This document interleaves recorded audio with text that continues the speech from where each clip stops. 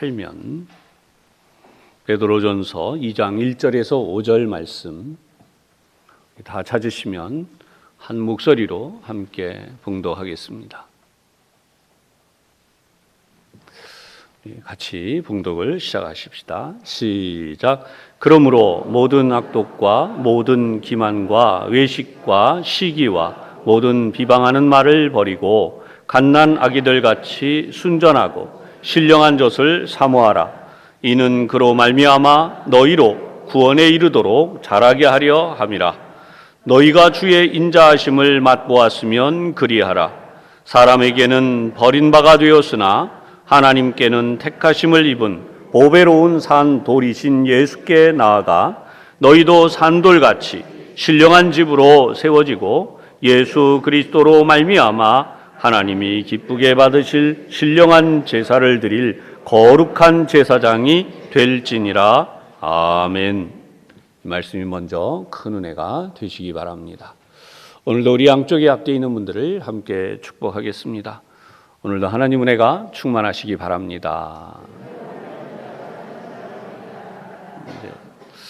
이 시간은 신령함에 익숙하라라는 제목으로 잠시 은혜를 나누겠습니다.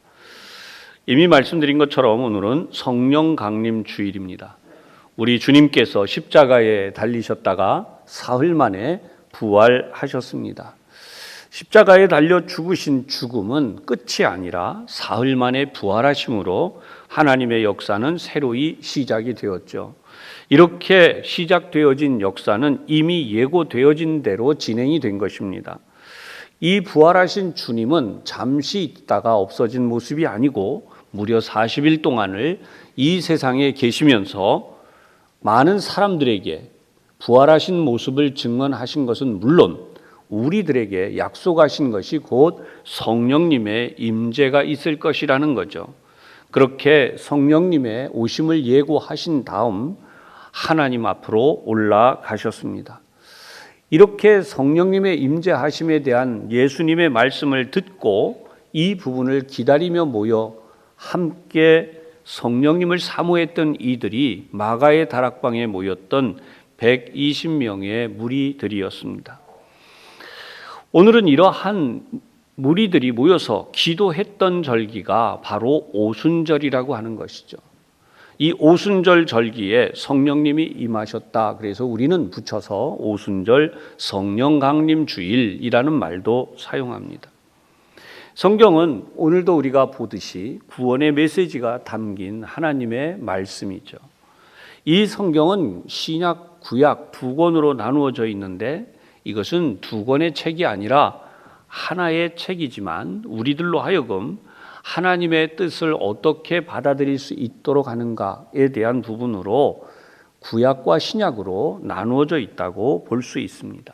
즉 우리는 이 세상에 죄인으로 태어났으나 그러나 마침내 하나님의 은혜로 우리가 구원받아 하나님의 자녀가 된 사실을 알려주시는 것입니다.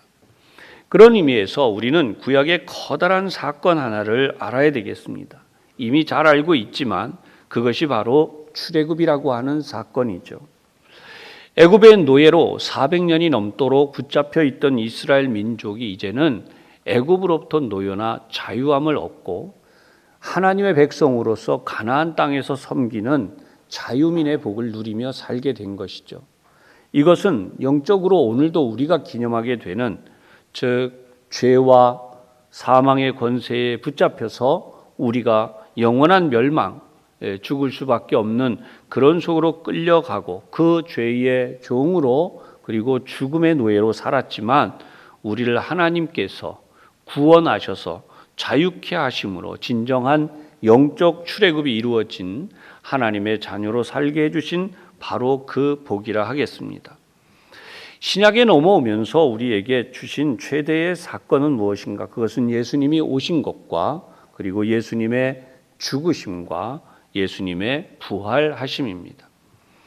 이러한 부분을 우리들에게 확실하게 확고하게 알려주실 뿐만 아니라 믿게 하시고 역사하시는 이 모든 일이 바로 성령 하나님을 통하여 이루어지는 것이다 라고 하는 것입니다. 사도행전 2장에서 성령님의 임재하심에 나타나는 사건은 모든 사람들이 눈으로 볼 수 있었습니다. 그리고 귀로 들을 수 있었습니다. 그리고 성령 하나님이 하신 일을 모두가 경험하게 된 것입니다. 그렇다면 이 성령 하나님의 하신 일이 그 당시 유대 땅에서 이루어지신 것으로 끝이 났는가라고 하는 것입니다. 성령님의 역사는 그 당시에도 역사하셨지만 그 역사하심은 끊임없이 지금도 계속되며 앞으로도 계속될 것이라고 하는 사실이에요. 그것이 성령님이 오늘 우리 가운데 행하시는 일이라는 것입니다. 그렇다면 신약에 우리가 알고 있는 성령님의 임재하심에 대해서 구약 성경도 성령님의 임재 또는 성령님에 대한 말씀이 있는가라고 하는 거예요. 구약 성경에 여러 곳에 있습니다. 그런데 그 중에 가장 대표적으로 성령님의 역사를 말씀하신 곳이 있는데 그것은 바로 요엘 선지자를 통해서 하신 말씀입니다. 예수님께서 오시기 전 무려 800여 년 전에 800여 년 훨씬 이전에 하신 말씀으로 학자들은 이야기합니다. 바로 요엘서 2장 28절에서 29절의 말씀입니다. 그 후에 내가 내 영을 만민에게 부어주리니 너희 자녀들이 장래일을 말할 것이며 너희 늙은이는 꿈을 꾸며 너희 젊은이는 이상을 볼 것이며 그때에 내가 또 내 영을 남종과 여종에게 부어줄 것이며 아멘. 여러분, 하나님의 영을 만민에게 부어주시겠다고 약속하신 것입니다. 이때의 만민은 오늘 우리와 같은 이 땅에 태어나는 모든 세대의 사람들을 또한 지칭하셨습니다. 세례자 요한은 그의 저서에서 나오듯이 나는 물로 세례를 주지만 그랬습니다. 요한은 바로 이 세례자 요한에 대한 부분을 정확히 기록해 놨어요.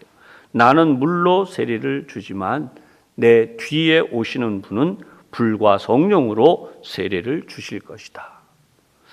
여러분, 이 부분에 대해서 예수님도 명확하게 말씀하신 것은 너희가 몇 날이 못되어 성령을 받으리라 라고 하신 이후에 성령 강림 사건이 일어난 것이죠. 성령님은 누구실까요? 여러분 여러 번 설교를 통해서 들어서 이미 거의 외우다시피 하셨을 줄로 압니다. 성령님은 보혜사이십니다. 보혜사라는 뜻은 위로자라는 뜻도 있고 도와주시는 분이라는 뜻도 있고 그리고 상담자라고 하는 뜻도 있으십니다. 이러한 성령님을 우리가 받아들이고 모시는 삶이야말로 오늘도 우리가 이 성령의 임재하심에 대하여 다시 한번 기념하고 우리들이 항상 성령님 안에 또는 성령님이 우리에게 임하시도록 구하는 믿음의 삶을 살아야 할 것을 알려주시는 것이죠. 오순절 성령의 역사는 사람이 바라던 것이 아니고 오직 예수님께서 하나님의 뜻을 따라 우리들에게 하신 말씀이었습니다. 다시 한번 사도행전 1장 4절과 5절의 말씀을 제가 봉독합니다.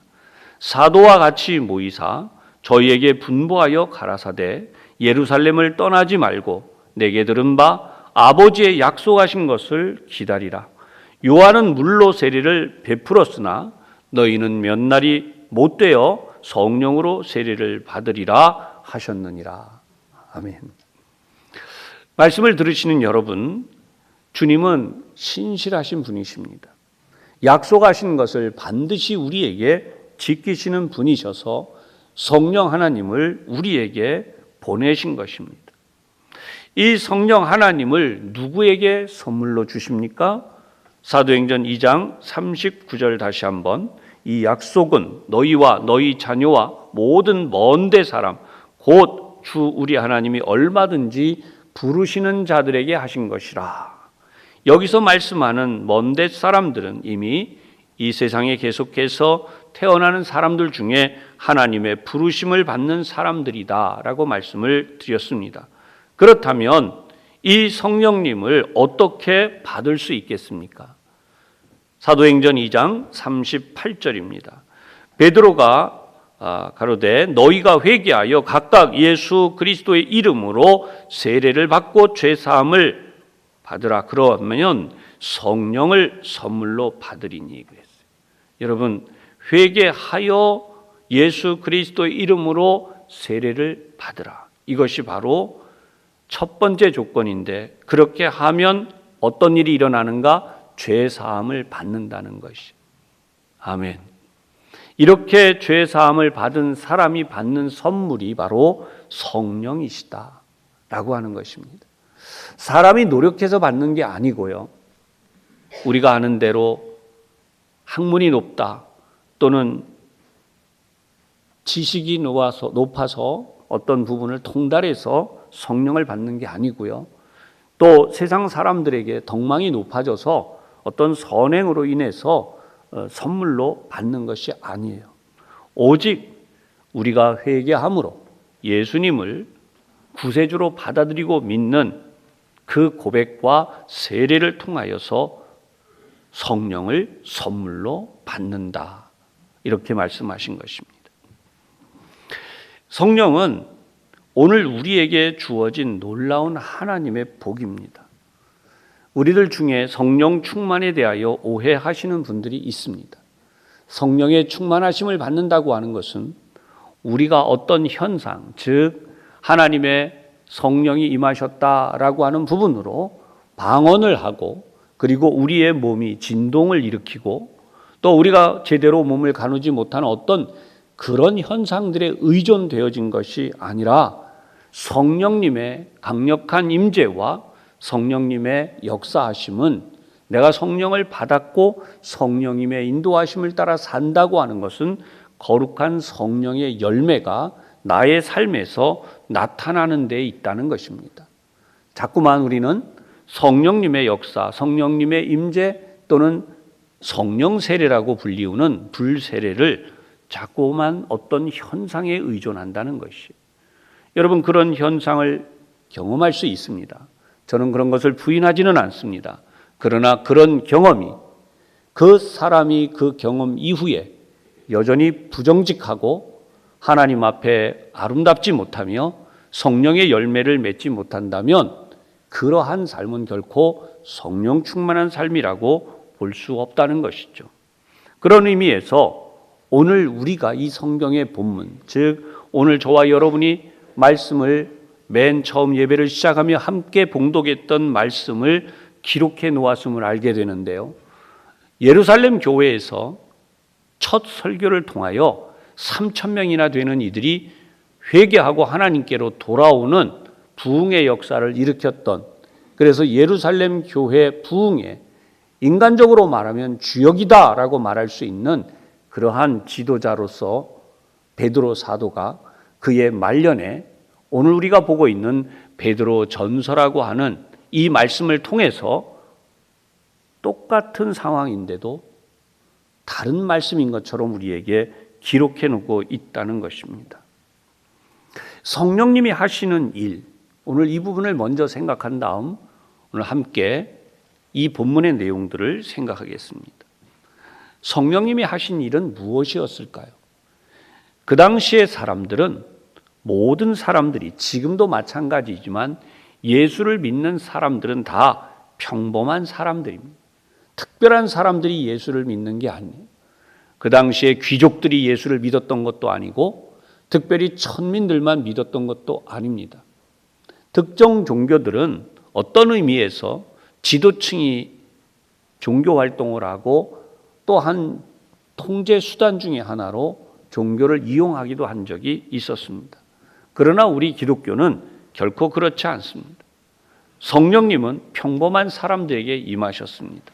그리고 그 평범한 사람들이 성령님의 능력을 통하여 그들의 삶을 믿음의 삶으로 개척하며 살아갔던 것입니다. 누구도 환영하지 않았고 때로는 박해를 했고 결국은 죽을 수도 있었던, 실제로 죽기도 했던 그 생애가 성령님의 인도하심을 따라서 그들이 예수가 나의 구세주 되심을 결코 부인하지 아니하고 마지막까지 살아감으로 하나님의 백성으로서의 그의 삶을 마치고 영원한 천국 하나님의 나라를 약속하신 대로 받게 되었던 것입니다. 이것이 바로 성령님의 역사입니다. 그렇다면 이 성령님은 어떻게 역사하셔서 그들의 삶을 바꿔 놓으셨을까요? 성령님이 그들 안에 들어가는 순간부터 그들은 인간적으로 살아갔던 삶을 다 내려놓고 변화되는 삶을 살기 시작했습니다. 성령님이 그들의 안에 들어간 순간에 그들은 생각이 바뀝니다. 그리고 생각이 바뀐 것처럼 그들의 말이 변화되어서 바뀌어졌고, 그러한 것들이 삶의 열매로 드러나서 생활이 달라진 것입니다. 평범했던 사람들이 하나님의 능력으로 채워질 뿐만 아니라 하나님의 자녀로 사는 모습을 통해서 복음의 역사가 크게 일어나게 된 것이죠. 이 부분을 사도행전 2장 46절과 47절에 이렇게 기록하고 있습니다. 날마다 마음을 같이하여 성전에 모이기를 힘쓰고. 여러분, 성전에 모이라고 지금은 성전에 모이는 방법을 여러 가지 방법으로 기획을 하죠. 무슨 운동, 그 다음에 무슨 기도회, 또 예배도 특별 예배 이렇게. 그런데 이 당시에는 그럴 필요가 없었어요. 성령님의 임재하심 속에서 사람들은 어떻게 바뀌었나? 그들이 성전에 모이기를 힘썼다 그래요. 오라 그래서 오는 게 아니라 모이기를 스스로 자원하여 힘썼던 것입니다. 나도 모르게 성전에 오게 됐어요. 나도 모르게 모여보니까 다른 이들도 와 있었어요. 날마다 마음을 같이 하는 일이 일어났습니다. 여러분, 이것이 바로 성령님의 역사였고요. 이런 속에서 그들은 어떤 삶을 살았는가라고 하는 것입니다. 집에서 떡을 떼며 기쁨과 순전한 마음으로 음식을 먹고 하나님을 찬미했다. 여기서 기쁨과 순전한 마음으로 음식을 먹었다라고 하는 것은 우리에게 오늘 시사하는 부분들이 있습니다. 소위 우리가 살다 보면요, 여러분, 먹고 살기 위해서라고 말을 합니다. 사람이 좀 정직하지 못하게 살 때도 먹고 살기 위해서. 또 사람이 좀 어떻게 보면 다른 사람들에게 저 사람 정말 독한 사람이야, 악한 사람이야, 악독해, 이런 말을 들어도 아이고, 먹고 살다 보니까 어쩔 수 없이 좀 그래야 되는 세상. 여러분, 그러한 일들을 암암리에 우리 사회는 때로는 인정도 하지만 때로는 그것을 한눈 감고 바라봐주는 일이 있죠. 그런데 이런 삶에 어떤 기쁨이 있습니까? 어떤 행복이 있겠습니까? 결국은 우리도 알지만 시간이 흐를수록 우리 모두 다 고통과 또 힘든 일들과 서로를 바라보는 아픔들이 생겨나죠. 그러나 성령이 임하시면, 성령님을 따라 살면 어떻게 되는가? 여러분, 우리가 항상 하나님의 주시는 그 떡에 만족할 수 있어요. 집에서 떡을 떼며. 하나님은 우리에게 일용할 양식을 주시는 분입니다. 그래서 결코 그의 자녀들을 죽지 않게 하시죠. 우리가 아는 대로 만나도 먹이시고 메추라기도 먹이셔서 광야에서도 살리셨어요. 우리가 사는 이 세상에서 하나님은 우리를 먹이시는 분이에요. 우리는 하나님이 기르시는 양이라. 여러분, 우리가 아는 대로 여호와는 우리의 목자가 되시는 거죠. 이것을 정말 믿고 살아갈 수 있는 것이 성령님의 인도하심이에요. 그런데 이러한 성령님의 인도하심 속에서 우리는 기쁨의 떡을 뗄 수 있습니다. 왜냐하면 평범한 식사도 성령 하나님이 함께 하시면 우리에게 진정한 기쁨이 찾아오는 것입니다. 이 기쁨은 어디에 있을까요? 창세기 1장에서부터 시작되어지는 하나님이 기뻐하셨던 내용들입니다. 그래서 우리는 하나님이 주시는 성령님을 통하여 그 기쁨이 우리에게 충만한 삶을 사는데 기쁨과 순전한 마음으로 음식을 먹고 그랬습니다. 여기 순전한 마음은 우리가 하나님의 주시는 깨끗하고 거룩한 모습으로 살아가는 것이죠. 그 외에 다른 것은 생각하지 않는 것입니다.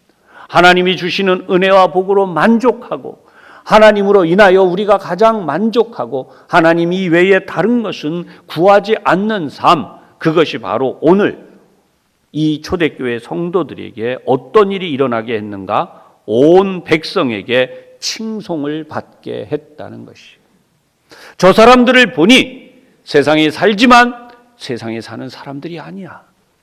저 사람들은 진짜 천국의 삶을 살고 있어. 저 사람들은 진짜 천사들이야. 그렇게 사람들에게 칭찬을 받으니까 교회가 부흥했다라고 하는 것이, 주께서 구원받는 사람을 날마다 더하게 하시니라. 그런데 여러분 어떠세요? 지금 우리가 사는 이 세상에서의 교회와 성도된 우리들, 목사인 저를 비롯해서 세상 사람들이 우리를 바라보면서 과연 야, 저 사람들을 보니까 천상의 삶을 살아, 천사들이야, 그렇게 칭송을 받고 있을까요? 오히려 이 코로나 시대를 지나가면서 그 이전에도 그랬지만 많은 비난과 또 손가락질을 받고 있고 받을 수밖에 없는 그런 부끄러운 모습이 솔직히 우리 모두에게 있음을 고백하지 않을 수 없죠. 오늘 이렇게 사도행전 2장의 말씀이 기록되어 있음에도 불구하고 이런 일이 계속해서 지속되었더라면 얼마나 좋았을까요? 그러나 이러한 시간이 지나간 뒤에 예루살렘 교회도 후일에 문제에 쌓이기 시작한 것이죠. 우리가 아는 대로 아나니아와 삽비라와 같은 그런 간교한 사람들이 교회 안에서 명성을 얻고자 했다가 그들의 목숨을 하나님이 거두시는 두려운 사건까지 일어납니다. 그 이후에도 교회는 거룩한 성령의 역사가 지속됨에도 불구하고 많은 성도들이 온전히 성도답지 못한 삶을 살게 되었는데, 오늘의 말씀이 바로 그러한 부분에 대한 어떻게 하면 성령으로 다시 충만해진 삶을 살 수 있을까, 이 부분을 말씀하셨다는 것이에요.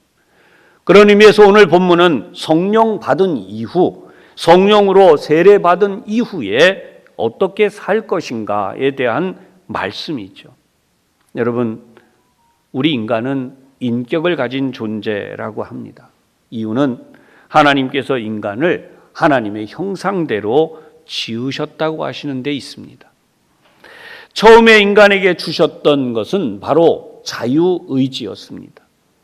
아담과 하와가 가지고 있는 바로 그 자유의지이죠.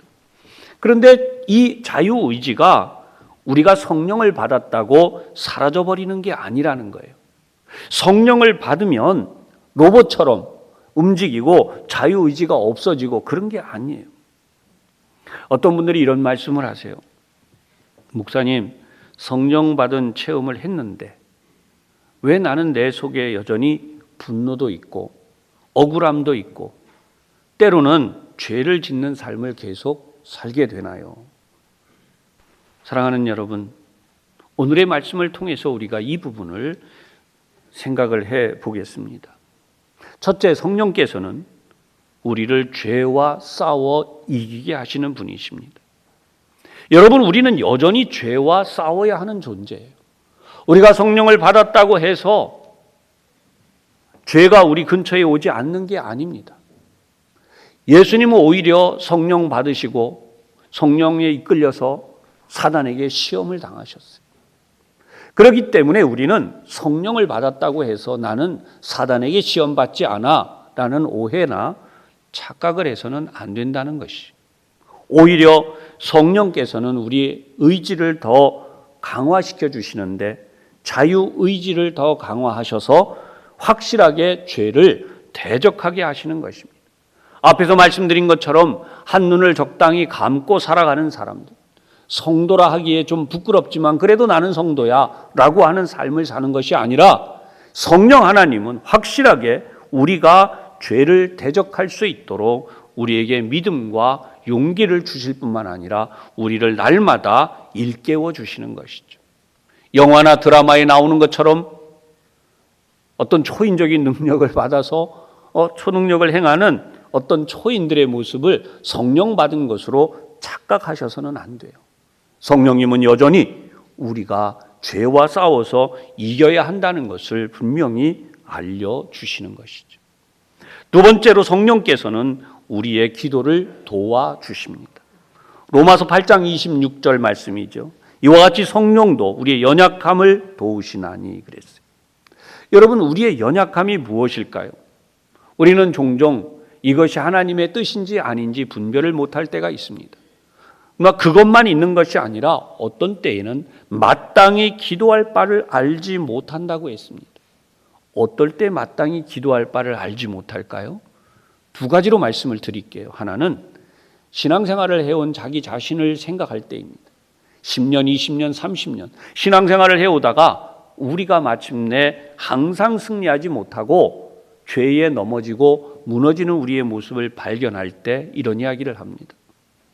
정말 내가 나를 놓고도 어떻게 못하겠어. 무슨 기도를 해야 될지 모르겠어. 여러분, 너무나 실망하고 좌절해서 무슨 기도를 해야 될지, 어떻게 해야 될지. 그럴 때 성령 하나님이 어떻게 하시는가? 말할 수 없는 탄식으로 우리를 위하여 친히 간구하시느니라. 아멘. 때로는 사단이 너무나 간교해요. 사단의 역사가 너무나 치밀하고 간교해서 우리도 모르게 이것을 어떻게 돌파해 나갈지 모르겠는 거예요. 어떤 기도를 해야 되지? 방향을 어떻게 잡아야 되지? 이걸 어떻게 하지라고 할 때에 여러분, 우리의 그 연약함을 성령님이 도와주신다. 마땅히 기도할 바를 알지 못하지만 성령이 말할 수 없는 탄식으로 우리를 위하여 친히 간구해 주신다는 것입니다. 지금과 같은 코로나를 지나가면 성도님들 중에 직장도 사업도 모든 일도 혼돈스러워지고 뭘 해야 될지 어떻게 해야 될지 모를 때가 있습니다.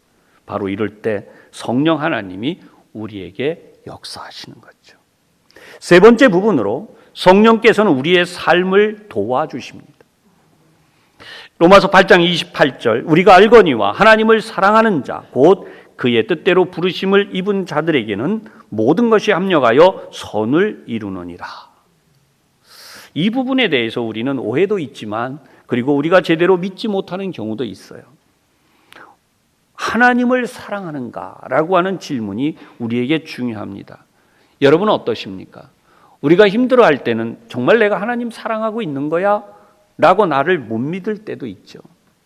그렇다면 다시 한번 이 부분에 대해서 성경의 말씀을 보십시다. 우리가 알거니와 하나님을 사랑하는 자. 여러분, 베드로 사도는 예수님을 3번이나 모른다고 부인했던 사람이에요. 그런데 그는 오늘 우리가 아는 본문을 기록했을 뿐만 아니라 우리 하나님이 주시는 사랑을 우리에게 다시 한번 일깨워 주시는 사도 바울도 마찬가지라는 것입니다. 그는 예수님을 박해했고 예수 믿는 자들을 체포했고 심지어 죽음에까지 넘겼던 사람이에요. 그랬던 그가 이제 말하는 것이죠. 하나님을 사랑하는 자. 그는 결코 하나님을 사랑하는 자라는 말을 입에 담을 수 없는, 요즘으로 말하면 소위 말하는 최근에 일어나고 있는 미투 운동, 심지어 학폭 운동, 여기다 갖다 집어넣으면 그는 아무것도 할 수 없었어요. 그럼에도 불구하고 이렇게 힘차게 하나님의 말씀을 전할 수 있는 것은 그가 정말 하나님을 사랑하게 되었다는 것입니다. 우리의 과거가 어떠하든지 지난 시간이 어떠하든지 여러분 오늘 하나님을 참으로 사랑하시는 분들이 되시기를 주님의 이름으로 축복합니다. 그의 뜻대로 부르심을 입은 자라고 표현했는데요. 하나님을 알게 되는 기적은 하나님의 뜻대로 부르심을 받지 못하면 이루어지지 않습니다. 바로 그런 사람들에게는 어떻게 된다고 하세요? 모든 것이 합력하여 선을 이루느니라. 아멘. 모든 것이 합력하여 선을 이룬다는 것은요, 인간의 힘으로 할 수 없는 것들을 하나님이 하게 해 주신다라고 하는 뜻입니다. 사랑하는 여러분, 성령 충만하십니까? 성령 충만하시기를 주님의 이름으로 축복합니다. 성령이 역사하시면 우리의 상황, 우리의 환경, 우리의 조건, 이 모든 것들이 아무리 문제가 있어도 어려워도 하나님은 다 아름다운 결말, 선한 결말로 인도하신다는 것입니다. 그렇다면 조금 전에도 말씀을 드리고 축복했지만 우리는 항상 성령 충만할까요? 그렇지 못해요. 실제로 성경을 보면 성령 충만함으로 우리가 항상 살아가야 되는데 성령 충만은커녕 오히려 반대가 될 때가 있어요. 여러분, 성령 충만의 반대는 무엇인가? 성령 소멸이에요. 성령이 사라지게 하는 거죠. 성령 소멸이라는 표현을 쓴 것은 성령을 불로 비유하기 때문입니다. 불이 활활 타오르는 건 성령 충만. 그러나 불이 이제 서서히 꺼지다 못해 완전히 없어지는 것, 성령 소멸이라고 하는 말을 사용하는데요. 여러분, 마가복음 3장 28절 이후에도 나오지만 데살로니가전서 5장 19절 그리고 에베소서 4장 30절 이런 부분들을 보면요, 성령을 근심하게 하지 말라, 성령을 소멸하지 말라, 성령을 회방하지 말라, 이렇게 말씀했어요. 성령을 회방한다, 성령을 근심하게 한다. 여러분, 이런 부분에서는 결국은 성령이 소멸되어 사라질 수밖에 없다라고 말씀을 하는 것입니다. 놀라운 사실이죠. 우리는 성령이 한번 임재하시면 없어지지 않는다고 생각해요. 성령이 한번 우리에게 임하시면 우리는 결코 성령이 우리를 떠나시지 않는다고 생각하는데, 성경은 놀랍게도 성령을 근심하게 하지 말라고, 성령을 회방하지 말라고, 그리고 성령을 소멸하지 말라라고 말씀을 하시는데, 이것은 바로 우리가 마음이나 생각이나 말로는 늘 성령 충만하지만 결국은 이렇게 성령님을 근심하시게 하고 그리고 성령을 회방할 뿐만 아니라 소멸하게 만드는 결과를 가져오는 삶을 살 수 있다는 것이에요. 이것이 성령 충만 못지않게 우리에게 중요한 사실이에요. 그래서 이러한 사실이 되지 않게 하기 위하여 베드로 사도는 오늘 우리가 함께 보았던 본문의 말씀을 알려주신 것이죠. 그렇다면 다 같이 우리 1절의 말씀을 함께 다시 한번 봉독해 보십시다. 오늘 본문 베드로전서 2장 1절입니다. 시작. 그러므로 모든 악독과 모든 기만과 외식과 시기와 모든 비방하는 말을 버리고. 아멘. 여러분, 이것은 교회 밖의 사람들에게 하시는 말씀이 아니에요. 이미 말씀드렸듯이 예루살렘 교회 안에 있었던 그 성도들을 비롯한 아시아에 있는 모든 교회들을 향한 성경의 말씀입니다. 교회 성도들을 위한 말씀이라는 거예요. 왜 이 말씀이 이렇게 기록되어져 있을까요? 도대체 모든 악독, 모든 기만, 그리고 외식과 시기, 이것도 모든 외식, 모든 시기, 모든 비방, 이렇게 이어지는 것입니다. 이 말씀의 의미가 뭘까요? 여러분, 2절로 넘어가면서 중요한 사실을 알게 됩니다. 갓난 아기들 같이 순전하고 신령한 젖을 사모하라. 성경은 우리가 순전하지 못하게 될 때에, 갓난 아기들처럼 순전하지 못하게 될 때 일어나는 일이 1절임을 알려주세요. 여러분, 1절 다시 보겠습니다. 모든 악독, 어디서 나올까요? 지도자들이 되고 싶습니다. 교회 안에 지도층이 되고 싶기도 하지만 또 사람들에게 인정받고 싶기도 합니다. 그러다 보니 어떤 일이 일어나느냐? 사람을 기만하는 일이 일어납니다. 그리고 외식하는 일이 일어납니다. 그런 사람들 속에 어떤 일이 일어나는가? 악독이 쌓이게 된다는 것이. 그리고 이런 사람들은 비방하는 말을 상대에게 거침없이 합니다. 교회 안에서 이런 일이 일어난다는 거예요. 그렇기 때문에 이 경고의 말씀을 하신 것이죠. 그래서 2절 다시 보면 갓난 아기들 같이 순전하고 신령한 젖을 사모하라. 여러분, 제가 오늘 조금 이 부분 때문에 설교를 길게 좀 양해를 부탁하는데요. 여러분, 아이들을 다 길러보셨잖아요. 자녀들. 특히 할아버지가 되셔서, 할머니가 되셔서 손자, 손녀들을 좀 이렇게 돌보신 분들의 경험이 혹 있을 것 같아서 말씀을 드려봅니다. 제가 드리는 말씀이 꼭 그렇다는 게 아니라 그런 아이들이 있다는 것이, 그런 경우가. 여러분, 아이들은요, 목을 가누지 못할 때, 제대로 목을 가누지 못할 때 간신히 이렇게 목을 들었다 내렸다 할 때까지가 갓난아기라고 우리가 흔히 이야기합니다. 갓난아기 때에 가장 필요한 것은 어머니의 젖이에요. 그렇죠? 그러니까 이 아이는 다른 걸 아무것도 생각할 줄 몰라요. 오직 어머니의 젖만을 바라는 거죠. 성경은 우리가 그렇게 하나님을 향하여 신령한 젖, 즉 성령님이 우리에게 주시는 그 신령한 은혜만을 사모하라라고 말씀을 합니다. 그럼 이 부분을 조금 생각해 보십시다. 우리 아이들이 좀 자랐어요. 이제 걷기 시작합니다. 아장아장. 그런데 말하기 시작하고 행동을 시작하는 보통 2살, 3살, 어떤 경우에는 나이가 좀 더 들어가죠. 그냥 넉넉하게 한 4살, 5살까지 넘어가 보십시다. 벌써 2살, 3살만 돼도 자기 고집이 있는데요. 5살, 6살쯤 되면 뭐 이전에도 요즘 그러긴 한데요. 어머니에게도 자기가 필요한 게 있으면 미리 다른 방법으로 이야기를 한다는 거예요.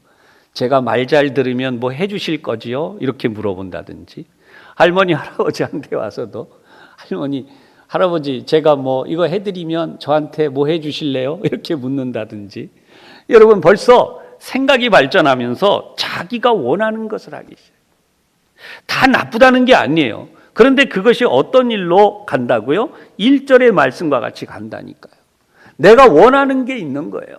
그러니까 나도 모르게 그런 행동들을 하기 시작하고, 실제로 성도라고 하면서 처음에는 양심의 가책이 있어요. 두려움이 있어요. 그런데 어느 정도 지나가면서는 그 죄를 짓는데 대담함이 생기고 거기에 위장이 더해지고 외식과 기만이 이루어지는 것이죠. 사랑하는 여러분, 초대교회 그런 일을 이미 말씀드린 것처럼 아나니아와 삽비라의 사건이라 그랬습니다. 그렇다면 오늘 우리는 이 2절의 말씀에 대하여 다시 한번 깊이 생각해 보십시다. 신령한 젖을 사모하라. 근데 그것은 이유가, 이는 이렇게 나와요. 그로 말미암아 너희가 구원에 이르도록 자라게 하려 함이라. 아멘. 여기서 말씀하는 구원에 이르도록 자라게 하신다는 것은 저와 여러분이 이 세상의 삶을 마치고 천국에 들어가는 순간까지를 말씀하는 거예요. 우리 기독교 교리 중에 칼빈 교리는 예수님을 구주로 고백하면 오직 주님의 은혜로 구원받는다라고 믿습니다. 틀림이 없습니다. 그런데 중요한 것은 예수님을 믿음으로 구원받은 자임에도 불구하고 성령의 열매가 아니라 악한 열매를 맺으며 산다면 어떻게 되겠습니까?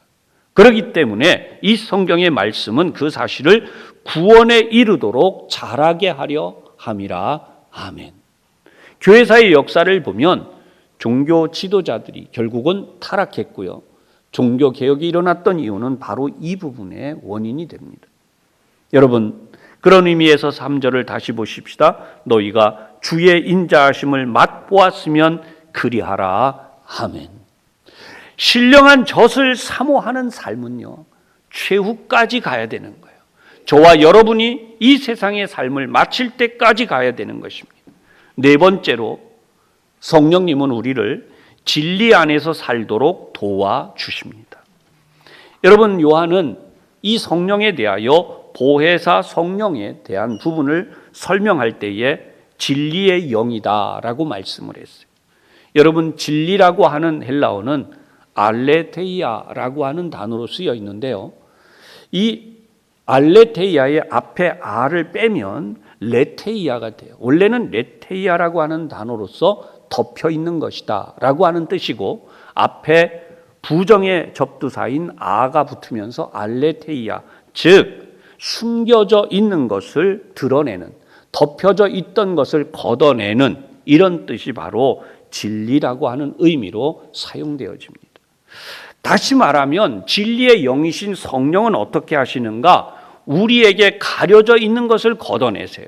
이 가려냄은 여러 가지가 있는데, 하나님의 말씀이 덮여져 있는 것을 드러내서 깨닫고 알게 하시는 것도 있지만, 여러분, 이 세상의 어둠의 영, 거짓에 덮여 있는 것을 걷어내서 밝히 알게 하신다는 뜻도 있고, 나에게 숨겨져 있는 나의 모습, 나의 죄를 걷어내서 성령은 나를 정직하게 하나님 앞에 세워서 하나님 앞에 서는 거룩한 사람으로 만드신다는 뜻도 있어요.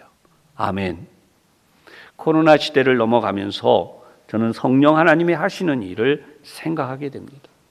성령 하나님은 우리에게 거짓과 위선이 무엇인지를 알게 하시고, 우리가 거짓과 위선을 걷어내므로 하나님의 복을 받는 사람들로 세우신다는 것이에요. 할렐루야.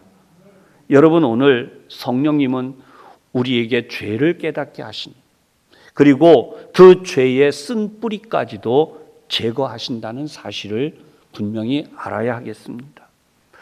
하나님은 우리 속에 있는 것의 뿌리까지, 죄의 뿌리까지도 다 제거하기를 원하시는 거예요. 병원에서 수술을 받아보신 분들은 경험을 하셨을 거예요. 수술 부위를 완전히 도려내잖아요. 이유가 뭐예요? 거기 혹시라도 뿌리가 남아있을까 봐. 그리고 나면 그 사람은 건강하게 살아요. 그러나 뿌리를 남겨둔 사람은 어떻습니까? 항상 불안하죠. 물론 그런 수술을 할 의사는 없지만 그냥 있으면 옆에 어떤 균이라도 지나가면 나도 모르게 쉽게 감염이 돼요. 완전히 그 균을 도려내고 건강을 회복한 사람은 그러한 균이 옆에 있어도 여러분 면역력이 생겨 있고 건강한 모습으로 살잖아요. 사랑하는 여러분, 우리는 영적으로 그렇게 하나님 앞에 순전하고 건강한 삶을 살아가야 함을 분명히 믿고 깨달으시고 살아가시기를 축복합니다. 사람이 익숙해지는 것 중에 하나가 뭐냐? 앞에 말씀드렸지만 이 순전함을 쉽게 잃어가요. 이기적이고 자기중심적인 신앙에 빠지게 되는 것은 뭐냐? 내가 기도했더니 응답되더라는 거예요. 내가 기도했더니 이루어지더라는 거예요. 그래서 그 경험들이 쌓이다 보니까 나도 모르게 다른 사람은 쉽게 배제하고 쉽게 정죄하고 나만 하나님의 응답이 있는 것처럼 착각하기 시작해요. 실제로 한국 사회, 한국 교계 안에 이런 지도자들도 있었고 이런 성도들도 있습니다. 그 결과로 인해서 다른 성도와 다른 지도자들, 다른 목회가 또는 다른 교회가 상처를 입는 경우도 생기는 거고, 이런 갈등과 어려움의 구조를 밖에서 바라본 사람들이요 교회를 향하여 손가락질을 하는 일도 생긴 것입니다. 사랑하는 여러분, 하나님은 나만 사랑해 이렇게 생각하지 마시고 하나님은 우리 모두를 사랑하세요. 하나님은 나의 기도도 듣고 응답하시지만 하나님은 상대방의 기도도 듣고 응답하신다는 거예요. 여러분, 이렇게 나가는 삶이 어떤 삶일까요? 오늘도 우리가 성경 4절과 5절의 내용에서 이 답을 알게 됩니다. 사람에게는 버림받아 되었으나 그랬어요. 예수님께서 사람들에게 버림을 받으셨대요. 왜 버림받으셨을까요? 사람들에게 인정받으려 하지 않으시고 하나님께 인정받으려 하셨기 때문이에요. 예수님의 동료, 제자들은 물론이지만 예수님의 그 동료라 할 수 있는 동생들이라고 할 수 있는 가족들도 당신을 나타내소서 어찌하여 숨기십니까? 라고 말할 정도였어요. 예수님은 결코 사람들에게 인정받는 것이 아니라 하나님의 뜻을 이루는 데 목적이 있었습니다. 그렇다면 우리도 오늘 세상에게 인정받으려고 하는 삶을 살지 말고 하나님께 인정받으려고 하는 삶을 살아야 한다는 것입니다.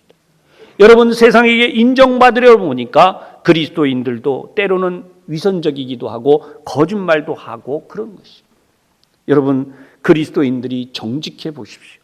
세상 사람들 앞에서 못하는 건 못하는 거예요. 할 수 없는 건 할 수 없는 거예요. 그리고 잘못한 것은 잘못한 것이에요. 이런 부분을 정직하게 이야기하고 인정받으려고 하기보다는 있는 모습 그대로 하나님 앞에서 살려고 할 때에 오히려 세상 사람들에게 손가락질로부터 벗어나는 삶을 살지 않겠는가. 한국 교계를 돌아보는 많은 원로 목회자들과 그리고 한국 교회 성도들을 향한 대안을 제시하는 해결책을 제시하는 책자들은 이런 내용들을 제시하고 있어요. 사랑하는 여러분, 우리는 언제나 성령님이 우리 삶을 인도하심을 알아야 하겠습니다.